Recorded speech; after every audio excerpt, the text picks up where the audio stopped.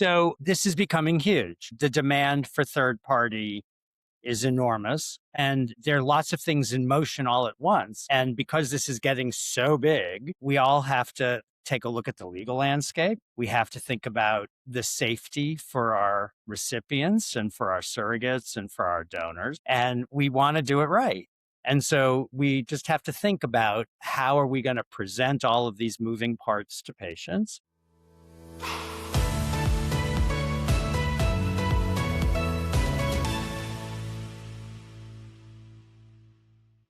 What's the difference between dabbling in third-party IVF and being a third-party IVF powerhouse? Dr. Allison Bloom from Mainline Fertility in Philadelphia and Dr. Daniel Shapiro from RBA in Atlanta have each been on the program, but now they're on together, and they share the corporate push by some other companies to streamline third-party IVF, where these two doctors are worried about people cutting corners, the specific tech stack that third-party IVF programs need in order to manage this crazy case management and provide a good third-party IVF experience, the specific functions that EMRs lack right now that Dr. Bloom thinks they need to develop in order to better support third-party programs, the current trends behind known donors, new thoughts on consenting anonymous versus de-identified, the trends that led Dr. Bloom to help launch My Sperm Bank. It's a very different demographic group of patients and needs profiles for the majority of donor sperm cases than was the case 30 years ago. Many of today's sperm banks started then. Dr. Bloom helped launch My Sperm Bank to be built for addressing the needs of today's patient populations. I asked Dr. Shapiro about his personal story as a sperm donor and what that lesson of nature versus nurture teaches us about informing both donors and intended parents. And each physician gives us one thing clinics should start or stop doing right now to become a third-party IVF powerhouse. I hope you enjoy. If you like the information in this episode, we're compiling so much more data on new technology in IVF, products, services, market analyses, info on mergers and acquisitions, and data on every company in the fertility space. Go to data.insidereproductivehealth.com. If your company isn't an IVF Heroes Universe sponsor, your competitors are so much more visible to your customers because we report on your category and we give that info to your customers. Go to data.insidereproductivehealth.com to learn more about other fertility companies or submit your company today. Don't be left out.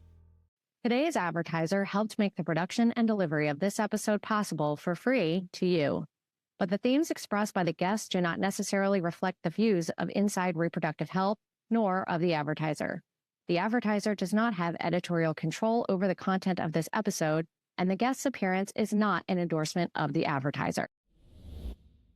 So this is becoming huge. The demand for third party is enormous, and especially in some parts of the country, the West Coast, New York, the Northeast, but also where I am in Georgia, Florida, and there are lots of things in motion all at once. And because this is getting so big and there are financial interests behind it, we all have to take a look at the legal landscape. We have to think about the safety for our recipients and for our surrogates and for our donors, whether they're egg or sperm. And as this becomes so big, and I think that's great, by the way, I think it should become big. Family building is something that's really central to an awful lot of people, whether they're single, married, gay, straight.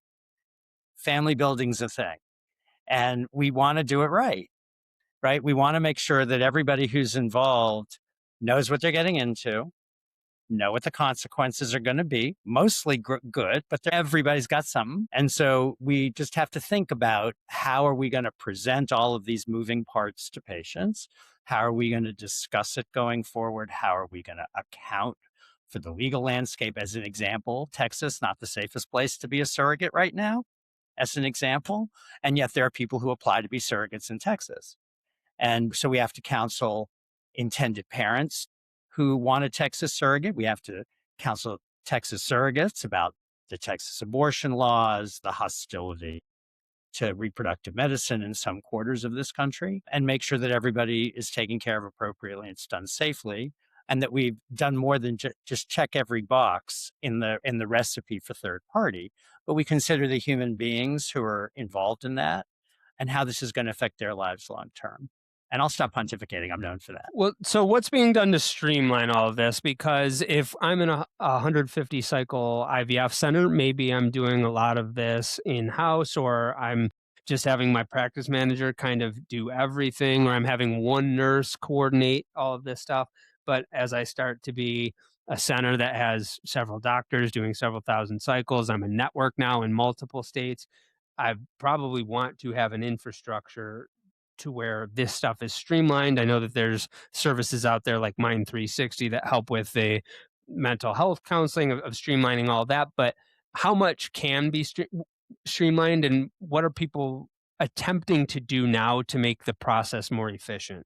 I mean, I don't think we're streamlining it to the extent that we're taking choices away from patients. I think that a lot of what Danny said is that patients need to be counseled. And I think that's the most important thing, is that our intended parents are being counseled and our donors and gestational carriers are being counseled about their choices. You know, some of these intended parents may not know the difference between the type of products that there are. They may not know the difference between an anonymous sperm or an open sperm or an open ID sperm. And it's our job, and in addition to the psychologist's job that they're going to work with, that we require them to see before making some of these decisions, so that they fully understand what they're getting involved in, not only for themselves, but for their offspring, so that they can work together, talk things out as a couple or as a single parent, and make the best decision that they think that they're making for their family moving forward.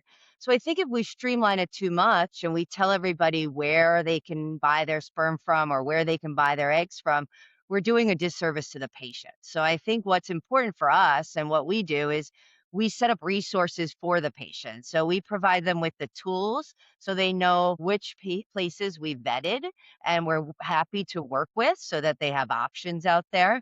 We give them descriptions of the different types of products that are out there, and then we help them on the backside. So when they choose an egg donor or they choose a sperm donor, and there's things like genetics or there's differences in types of vials, they come back to the clinic and they ask our teams. And many of us have dedicated third-party teams that might help with these. So dedicated nurses that know more about the third-party reproduction than our general IVF nurses.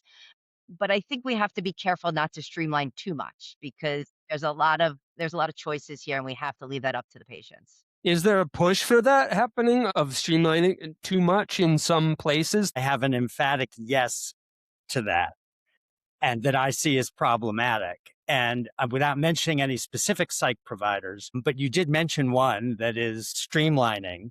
But quite honestly, without impugning anybody, there are claims made on many of these websites that are not accurate, do not reflect proper licensure or administration of the product. And that's part of the problem when you're a doctor doing this in a specific clinic.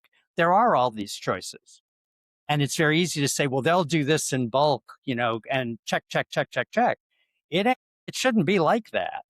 An AI generated psych report, for example, that literally they just talked about the 12 things on the ASRM requirement list, but didn't get into any detail about family systems or dynamics or expectations. That's really not adequate. And, this is one of the things, when you get right down to it. For an egg donor example, you check ovarian reserve, you check the genetics, you check the infectious disease, you do a full physical exam and a psych test to make sure the donor's not crazy, frankly. But also counseling is involved in that, where the donor has to know you're likely to be found. This could have consequences. You may learn things about yourself from your donor-derived offspring you didn't anticipate. Boom, boom, boom, boom, boom, boom, boom. And for the IPs, similar intended parents, same thing. And so, yeah, there's some things that are a little rote, like checking ovarian reserve or checking your genetics panel. But when you start getting into the counseling in the clinic or the psych testing and counseling, that's not rote. That's not formulaic.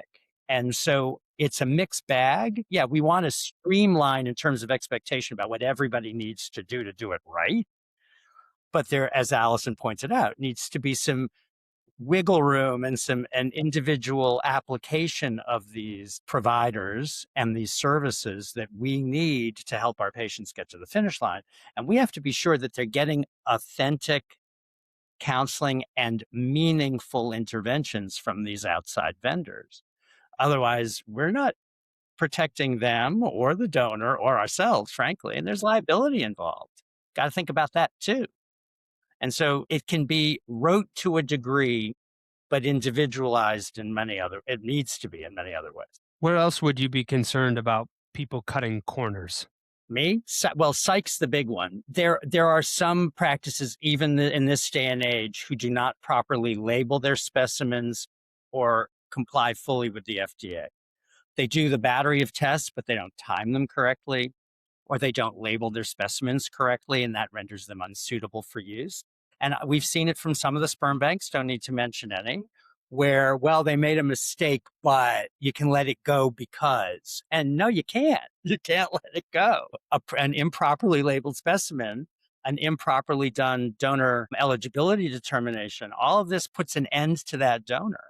And especially with egg donation, which is very expensive to run, you can't be willy-nilly about it. Sperm's a little bit more forgiving, but even then, you gotta comply with every single detail.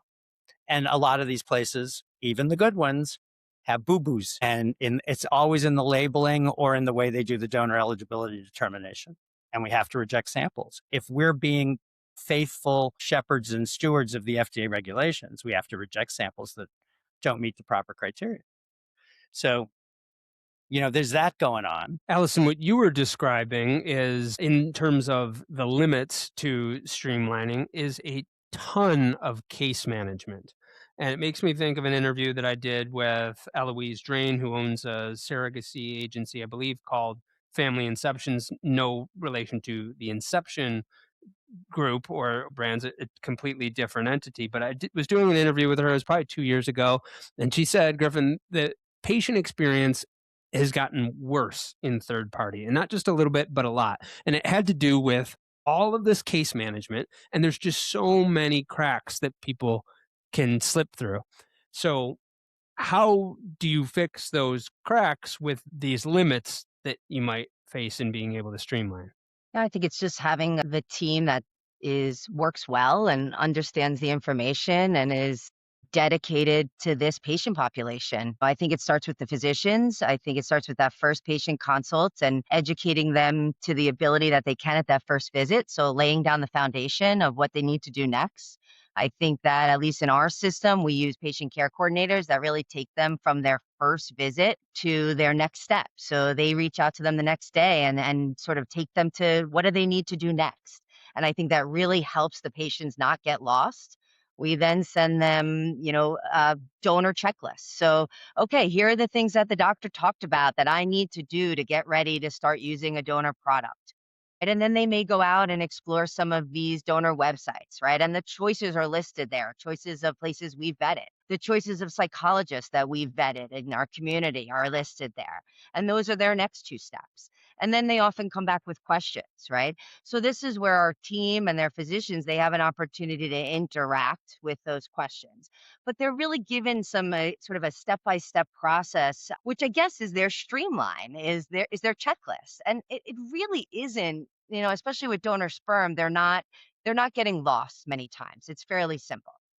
I think donor egg, a little bit more complex. I think if you're using an in-house donor egg bank, we have a dedicated third-party nurse that kind of oversees our egg bank, and a little bit harder because you're dealing with frozen eggs and you're also dealing with fresh cycles. So that's a lot of personal coordination, because even if you have eggs in an egg bank that are listed as, oh, here are my donors, you may have new donors and fresh cycles coming through. And unless that egg coordinator doesn't know what your patients want in a donor, they can never say, oh, I have a new donor coming through that you may like. But our egg coordinators do such a great job that they say they know our patients and they say, I'm looking for a blonde hair, blue eye donor, and that donor's coming through and we have a new one. Can I present her to you? And it does. It takes a personal touch. This is not a cookie cutter process.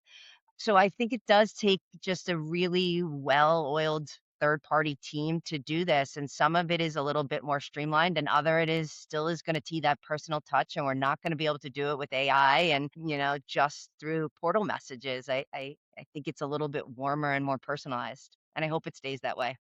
So it definitely needs to be personalized. And even if you have an amazing team that works the process well, I would be worried if their checklist is in a spreadsheet somewhere, or if the intended parents checklist was just kind of like a message in a portal of an EMR that is super unfriendly to use.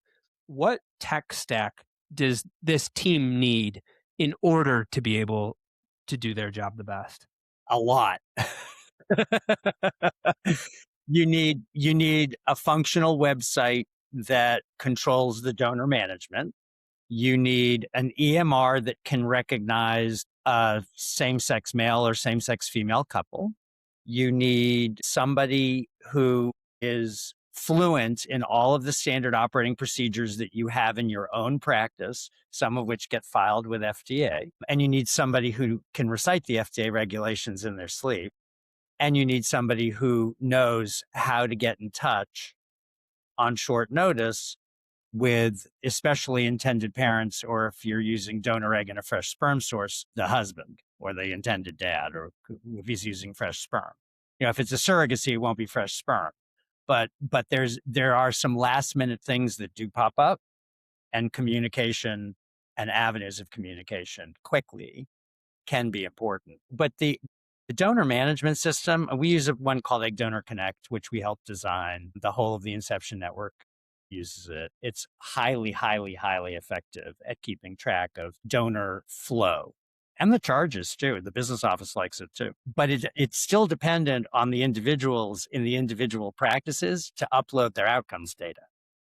It can't divine those from the ether. A human being has to put them in. And not everybody in a really far-flung network, 20 or so centers making eggs and 250 practices consuming them for their patients. Not everybody puts in their outcomes. And when you're trying to manage all of this and you're trying to counsel somebody about the quality of a donor and their prior outcomes, you have to have the outcomes data. So, it's keeping track. That's the summation. Any electronics or tech that helps us keep track of the donor's process, the donor's stimulation, the donor's retrieval, the embryologic outcomes and the pregnancy outcomes in any number of intended parents. That's what we need. I think we need to go beyond that, actually. Not only, I agree with everything Danny said, but we need a system that could connect the third party, right? So, or the fourth party. Sometimes we have three parties involved, maybe three intended parents and an egg donor, or a gestational carrier. So we have no way to connect right now the gestational carrier to the intended parents in a chart in an EMR. So having that being able to be connected so you can fluidly go through that in workflow would be really nice. I think that is coming. I also think a communication platform that allows us to communicate with all these different parties at the same time is also needed. And HIPAA compliant at the same time. Yeah, exactly. Needs to be, like, especially when you're dealing with surrogates, you need to be able to contact the agency, the intended parent, and the surrogate all together. And I think that falls back to email a lot, which we don't use in any other part of our practices, right? Because these portal systems are developed for partners, not for three partners or four parties. So I think that's something that is being developed behind the scenes, but it's definitely going to change the communication and of these complex cases. As a question for Allison, right now, are you copying and pasting your notes into two intended dads and one surrogate's chart when you interact with them? Right. It's all copy and paste right now. Right. Yeah, but they don't all populate at once in our EMR. Right.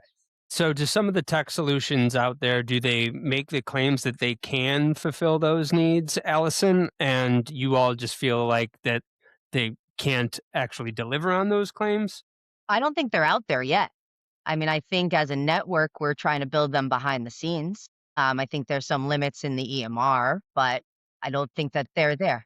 6,000 surrogacies we're guessing this year in the US, maybe 8.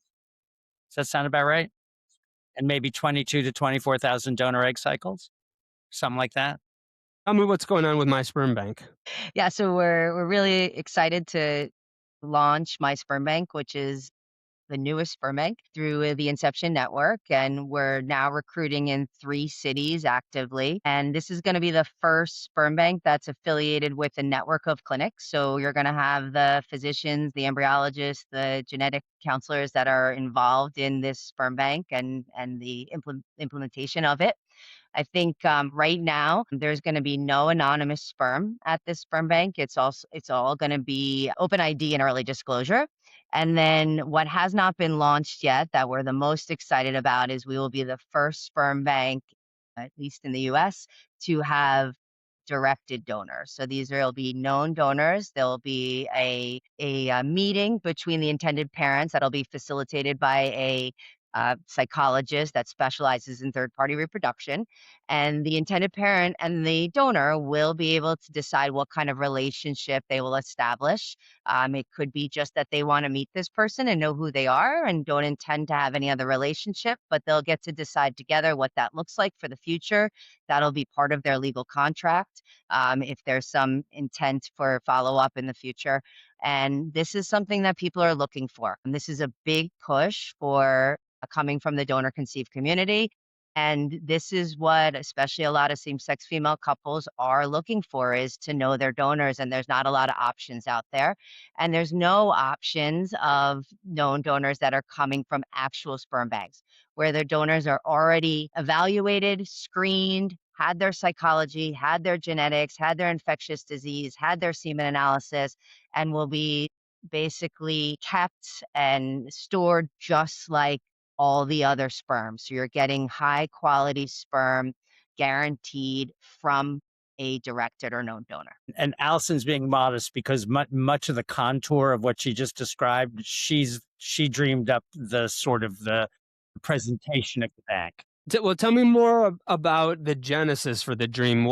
Tell me more about what was missing in the marketplace that you feel like we're just not getting this necessarily from other sperm banks or the solutions that are out there right now, and we need to go in this direction. Yeah, so I mean, the other banks are great. They've been around, they're providing their product, they're doing what they need to do, but they were not giving an opportunity for any directed donors. So, the push for more people wanting to know their donor was leading people in directions that were suboptimal and sometimes unsafe. So people finding sperm donors on Facebook and TikTok and wherever other sites were finding donors, often trying to come in without legal contracts, sometimes pretending that they're partners, because when you come in with a known donor, we require, and every clinic in the US should require, the same level of scrutiny that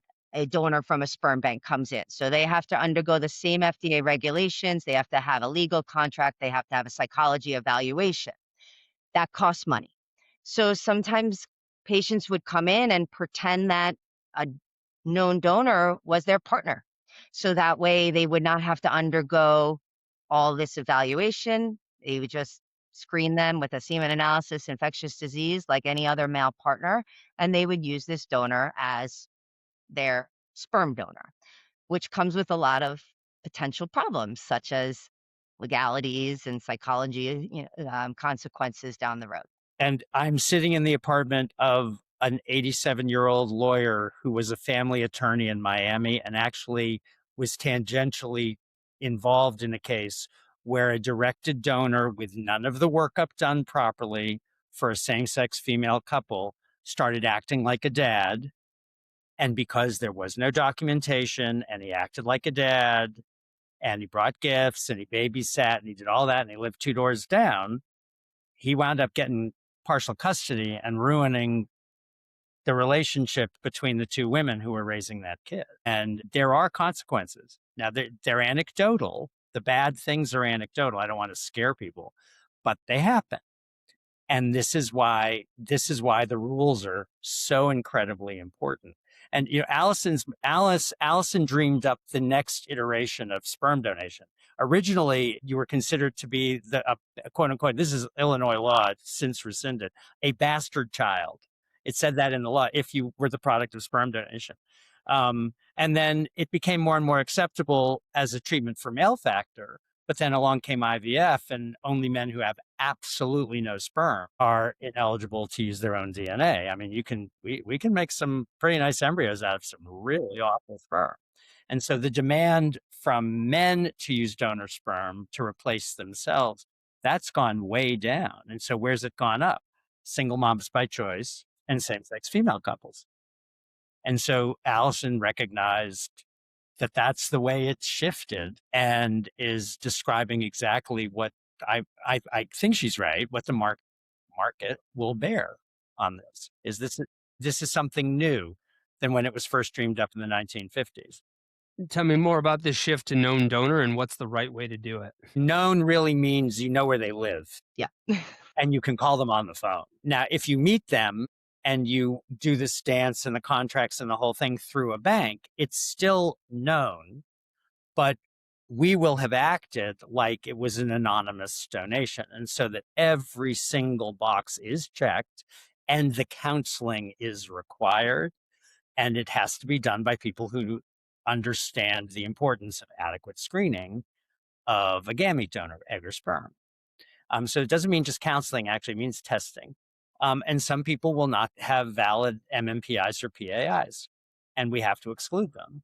And so that it would be a known donor where you're sort of certified that none of the crazy with truly known or originally known, or however you want to describe it, can slip through because the standards are less stringent. And so kudos to Allison for thinking this up. But yeah.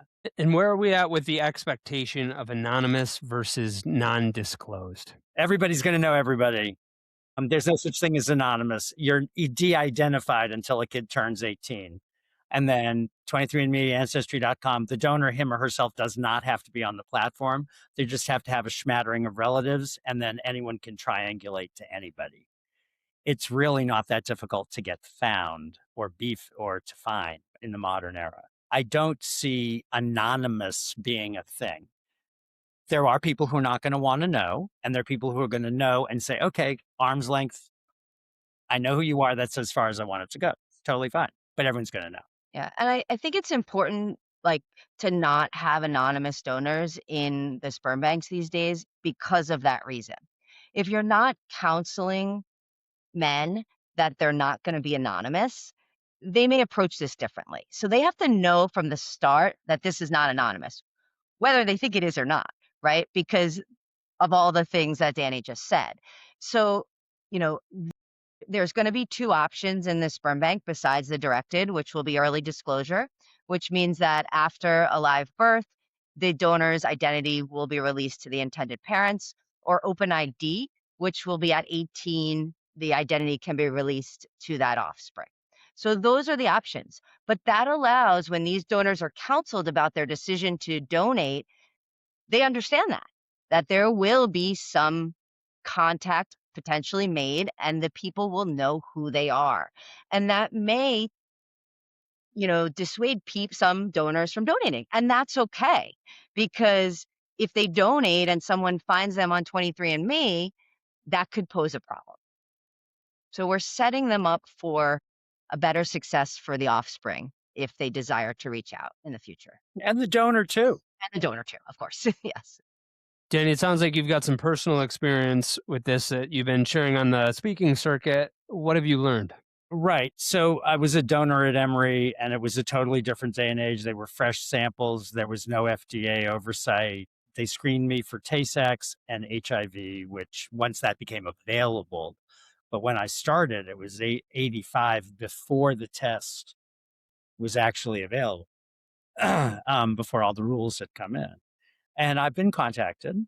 And it's a wild story, because at the time I was contacted, the gentleman was 31 years old and my state House representative.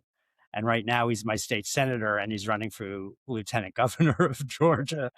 And he's probably going to win the Democratic nomination. what we learned from that experience, this is why I'm such a big, we got to know about the psych, because I think I probably still would have been accepted, but I would have been diagnosed with OCD at a much younger age. And my offspring, that's really why he was out seeking his donor. He didn't know his donor drive till he was 31. And he found out a little bit under duress, not ideal circumstances. His mother phoned him on the cell to tell him. And the circumstances that motivated her to do that's still a little murky, but that's his business. If he wants to talk about it, he will. But he had been diagnosed with OCD. And he comes from a very chill family. He comes from a Methodist family, and he has all of the trappings of neurotic Eastern European Ashkenaz. He basically got the gene bundle. He did. He got the mean anxiety gene. Again, we call that MAGA. But he couldn't figure out where it was coming from because he didn't exactly look like the family, and his behavior was different from the family. All my family except me are pretty much lawyers. Both my parents, right? My daughter, lots of lawyers. And he wanted to be a lawyer. Where'd that come from? His parents weren't lawyers. There were no lawyers in the family. Right. So there's all these, and we both led the comedy shows, him at Yale Law School, me at Emory. I mean, there's some freakish overlap. But the psych diagnosis, that set me on a different path, because once I understood what the crazy in my head was, I got the right help. And I was doing fine. I didn't have a severe case, thank God, though. The A student in me was very disappointed I wasn't labeled severe. But, it was very distressful for him. And had he known growing up that his donor was Ashkenazi and had the mean anxiety gene, right?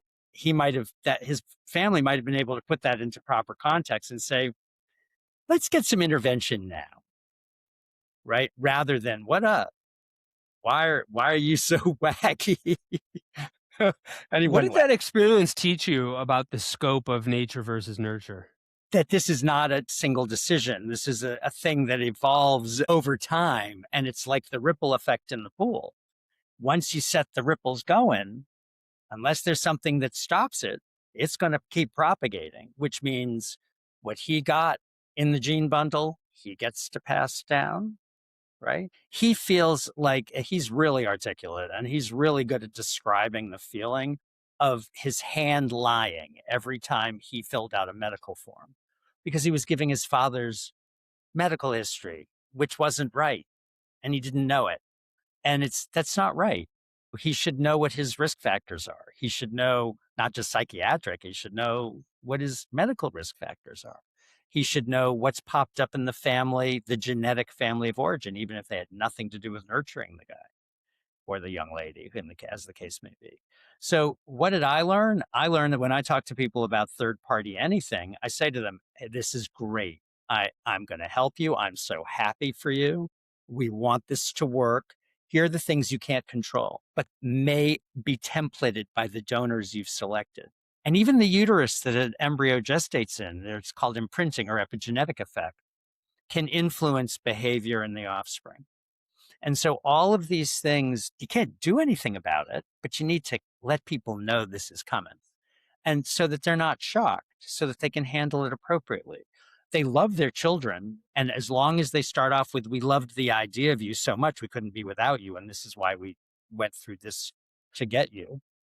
If a kid hears that, they're fine, especially if it starts at a young age. But the depth behind that is, yeah, there's some heart disease in the family. Yeah, there are some cancers in the family. Yeah, there's some psychiatric stuff in the family that isn't exclusionary, but it can be distressing. Right. So you need to know. Other than medical conditions, what personality traits or tendencies did you have in common with this man? Okay, so we're both intentionally hilarious, or at least we think we are. I mean, he watched a video of me doing a thing on egg donation from, 15 years ago, and he was with two of his best friends. And I made a little thing with my eyebrow and I looked off to the side when I was about to make a point, and they went, oh, and they went like this, Tim, oh my God, that's exactly what you do. And we just, at the recent symposium, the thing that struck me, aside from the fact that people were really impressed with how two white guys could be vulnerable and tell their truth in front of a huge audience, I don't think that's so amazing. But the the way we were holding our hands, the way we were looking around, the way we were moving, it was all people were like, it's like looking in the mirror, and the dude's bald, right? So we aren't mirror images, but people got that freakish sense that there's a connection there that we can't see, some quantum thing. And we've been a little bit kind of like, whoa, that's freakish. But we're friends at this point. It's good. It could have not been. We got very lucky. He could have been a creep. I could have been worse, right? You never know. But, we turned out to be temperamentally very similar and relatable and became quite recognizable, me and him and me. And so we're like, yeah, I get it. You don't have to explain. Get it already. And so, yeah, we've got a nice little connection. Allison, do stories like that make you think differently about how intended parents need to be consented and informed? Because we hear so much about nurture, but there is a huge unknown in terms of what we're inheriting. How much have we advanced in terms of how we're informing intended parents that, listen, this is, I mean, you might not know for your own self what you're passing down, but this is going to be a big part of the child that you're raising? I think that the education and the awareness in the community has changed dramatically over the last even several years, 5 years or so. I think people are talking about this more. I think there's a lot more donor conceived children with the more acceptance of the LGBTQ plus community having children. It's not such a hush hush thing. And I think as it's become more accepted, people are talking and making decisions. It's not just, hey, let me get some donor sperm on the side. And I think, like I said in the beginning, more and more couples are wanting to know their donors. And I think it's coming from what donor conceived children are saying in the community, and intended parents that are coming into this, starting their family are listening to that. I do have couples or patients come all the time that really give some pushback on having to meet with a psychologist. They're offended by this.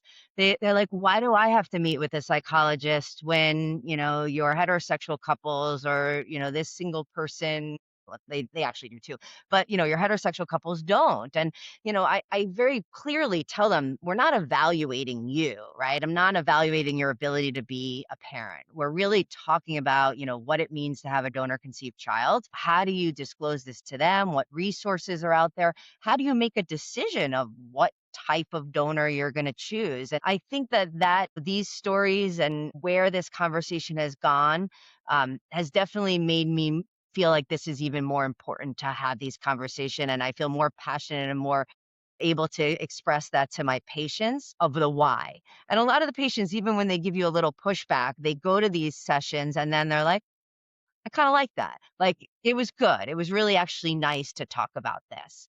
I think that on the other scheme, when you talk about patients using donor eggs, very different. Same-sex male couples are easy. They're coming in, they know they're using donor eggs. But unlike the need for sperm, we have a lot of women that need donor eggs, right? People are trying to have children later in life, and we have lots of women in their 40s that doesn't it's not as easy as using one sperm, right? So they're using donor eggs. And we talk about, you don't dream your whole life of having a baby with a donor egg. It's just different for them. And it takes a long time to get to that place to use it and what that means to them. So I actually use that psychology visit as kind of their first step once they get to the point and willing to do it, and say, like, hey, listen, go and have this conversation. Bring your partner. Let's talk about what your fears are and what your thoughts are and how this looks, and what decisions you have to make about these donors. And you're going to walk out of that session and you're going to probably know if you can do this or not. Because I've had almost every patient come out, and probably 98% of them are like, all right, let's go. We got this now. I feel good. And 2% are like, nope, I can't do this. But they're able to talk about it in a way that helps them make that decision. And I think that the counseling and the psychology around this and understanding what they're getting into is probably the most important piece of this, but no one wants to do it. Now that each of you have worked with other clinics launching My Egg Bank and My Sperm Bank, and thinking of all of the challenges that clinics have in their workflows and seeing it from the other side, what's one thing that you would each want them to start or stop doing to make lives easier for themselves with regard to third party, or at least a better experience for their patients? Okay, so I've been doing this since, in some form or fashion, since we got our first affiliate in 2009. And the one thing that I would wish other people in our field would stop doing is assume that because they've done it locally, that they actually know how to do it on this scale. There's a lot that works in an individual clinic that systems and process wise doesn't work when you're dealing with a network wide egg bank or sperm bank. And people need to like for the We Are the World, check your ego at the door, right? Everyone needs to check their stuff at the door when they're going into this space. They need to know what the basic steps are, but they need, within each step, need to be open to hearing from people who do it all the time and do it on this scale that, hey, this is a better way to do it. This is going to be more compliant. This is going to protect you. Don't change the protocol like that. Don't dream up some other magic. Just follow the textbook and we'll help you with the nuance. And once you learn it, it's self-sustaining. But that's what I'd say. Check your stuff at the door and be open-minded to what it looks like to do this on a big scale. I mean, I think similarly, I think that a lot of patients come from other clinics and don't feel as supported, or people say, hey, I'm interviewing with other clinics and they say, why should we come to you? And, I say, hey, listen, the labs are the same, the medicine's the same, but I know your experience is going to be different. And I think that's all about having like this dedicated team and not a single person. Like a lot of clinics will have one single third party coordinator. You need a group, right? You need nurses, you need multiple nurses or an APP, because it's not a job for one person, right? You're dealing with agencies, you're dealing with, if you have an in-house egg bank, you're dealing with egg donors, you're dealing with known donor sperm, you're dealing with IPs, and there's a lot of communication. They are sort of like steering the ship in the middle and communicating all those people, making sure that everybody knows everything every single day. And it's too much for one person, especially if you have a busy program and the patients don't feel supported. But when they get into a place where they do feel supported and they have the team that becomes their family, not only for them, but for the gestational carriers and the egg donors, where they know they're going to go and see that same piece and they're not put as part of the regular clinic and treated as an infertility patient, I think it sets it apart. Sets us apart. And I know that's true for a lot of the Inception clinics. She's absolutely right. A dedicated team, more than what we have, 3 who do nothing but third party. Next time that you both come on, we're going to go through that list that you want people to adopt, Danny, and see where people have the hardest time. We'll save that for our next episode. Dr. Bloom, Dr. Shapiro, love having you both on to get an update on third-party IVF. Thanks for coming back on. Go to data.insidereproductivehealth.com. That's where we're compiling so much data on new technology in IVF, products and services, market analyses, info and mergers and acquisitions. Every data point that we can on the field writ large and the companies in the fertility field, we're compiling there. Go to data.insidereproductivehealth.com as we build that over time. And if your company isn't an IVF Heroes Universe sponsorship, your competitors are getting more visibility because we report on your category and we give that to your customers. We do that multiple times per year, and we do it around big events like ASRM and ESHRE. Go to data.insidereproductivehealth.com and submit your company today. Don't be left out. Today's advertiser helped make the production and delivery of this episode possible for free to you. But the themes expressed by the guests do not necessarily reflect the views of Inside Reproductive Health, nor of the advertiser. The advertiser does not have editorial control over the content of this episode, and the guest's appearance is not an endorsement of the advertiser. Thank you for listening to Inside Reproductive Health.